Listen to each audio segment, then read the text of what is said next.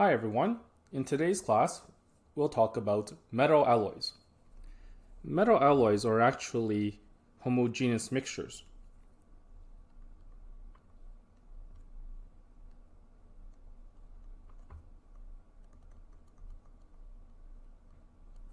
Meaning if you have two metals and you mix them in very evenly with each other, they will appear as if it were one new metal.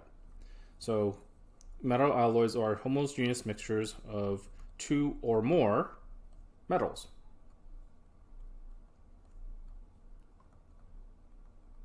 Okay. A lot of them do involve transition metals.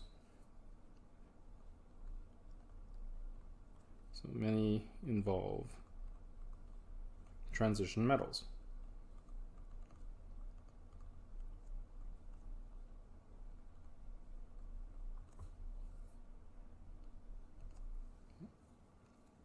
So, for example, let's say we take copper. If you take copper and you add it to zinc, you will get a new mixture of these two metals. And that mixture is called brass. So brass is a metal alloy, but they look very different from each other. Copper tends to have a brown color. Zinc is sort of a light gray. So when you mix these two together, because it's homogeneous, the two will blend together and make a third color that looks more of a shiny yellow.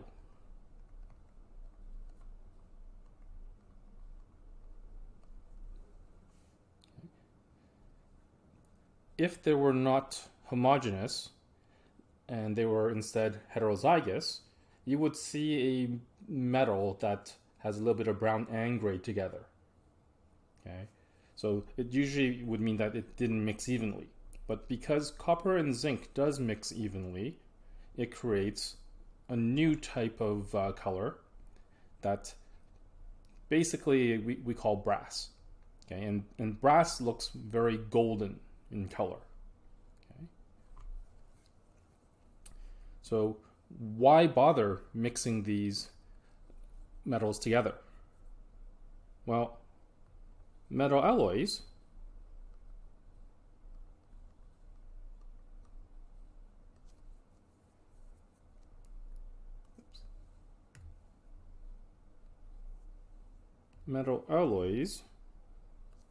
have different properties from the other two metals.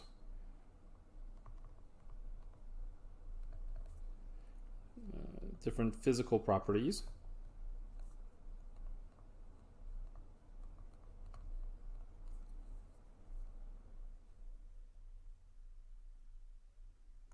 Compared to the other metals, or the other two metals.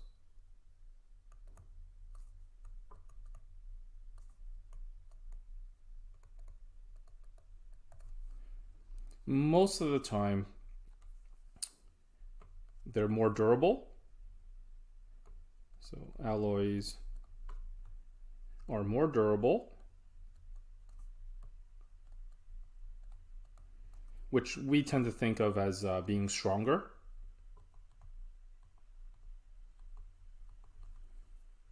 They're more resistant.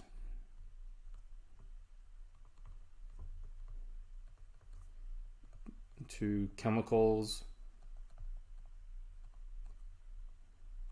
and or temperature. And of course, sometimes because of their properties, it makes it very easy to coat or plate other metals, okay, to change its appearance.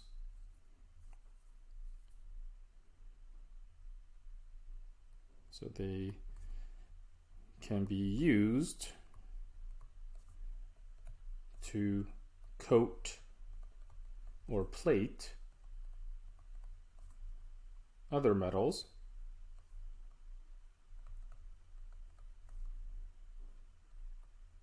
to make them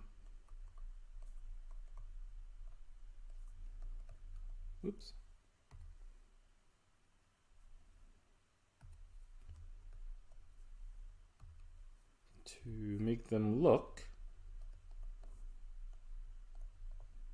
more valuable.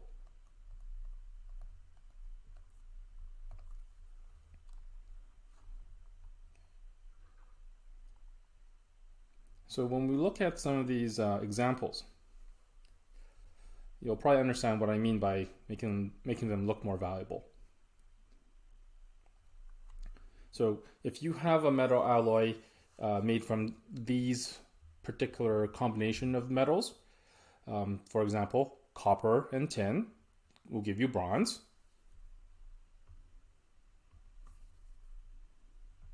Okay. Copper and zinc, of course, gives you brass, like we discussed. But in order to make metal alloys very strong, like steel, okay, which is a metal that you guys have all heard of, it's a combination of iron and carbon, okay, among other things. So a lot of industries will have a different combination of other metals along with carbon and iron to make their steel, a little bit more durable than the other competition. Okay, but all in all, it's mostly iron and carbon instead of another metal.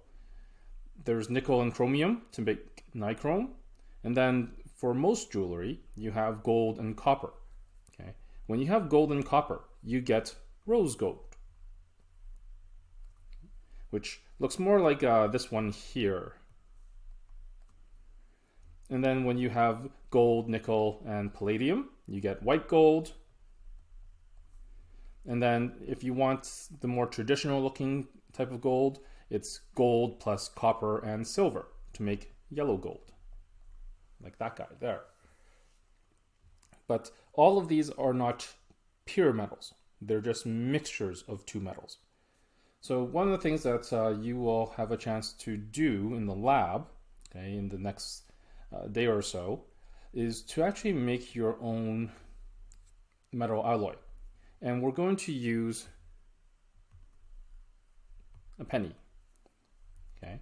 If you have your own Canadian penny or American penny, okay, you can bring that in and we can use it to create a metal alloy. If you don't, that's fine, because I do have extra pennies to give to you guys to use.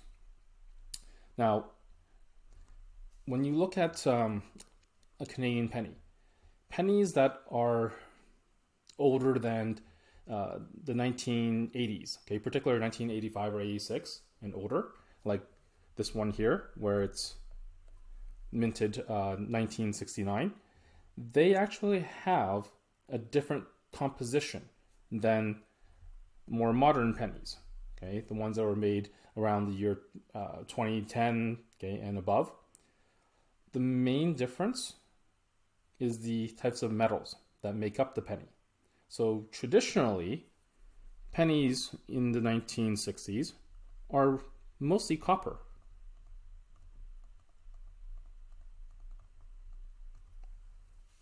Okay. So the bulk of its composition is made from copper, and you have a little bit of tin or zinc or other lesser metals. But then in 2010, okay, around this time, the metal that's primarily used is actually zinc.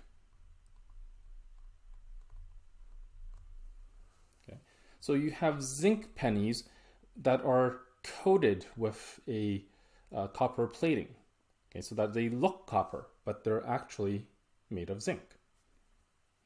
So if you're interested in how they're made, okay, here's a comparison in terms of what the composition of these pennies are in the last few decades. Okay, so in the years 2000 to 2012, they're mostly steel, okay, copper plating, etc. Around 1997, 99, okay, this is where you get the zinc from. So zinc, and we'll put in steel here just for accuracy. Okay. The reason why they switched is because this penny is cheaper to produce.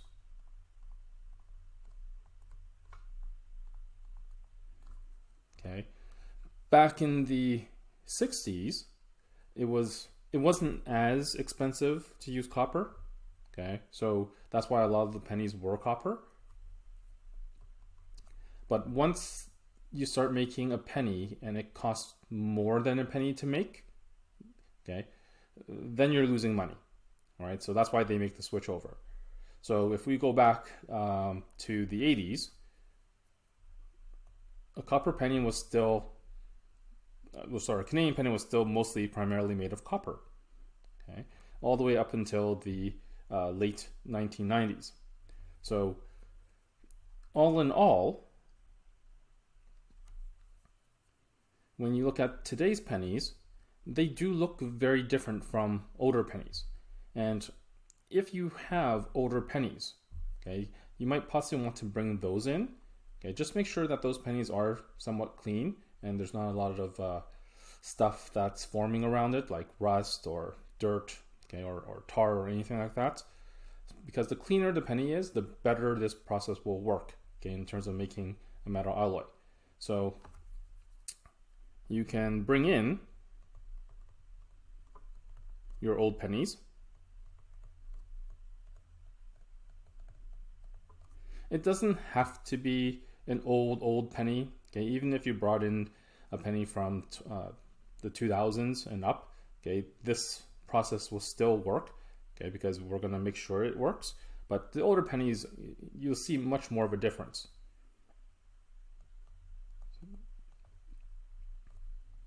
$1980s or older. Or use an American penny.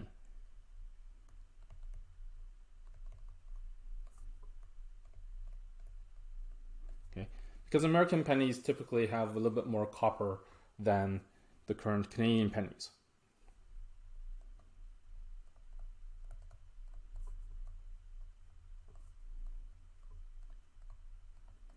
So what we'll do is we'll take a copper penny,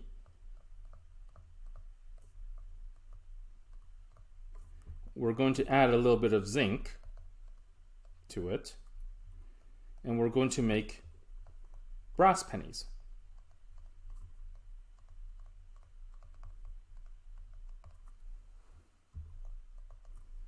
So this is a very enjoyable lab, and I hope that everyone will have an opportunity to create their brass penny, because you're in for a surprise in terms of what it looks like.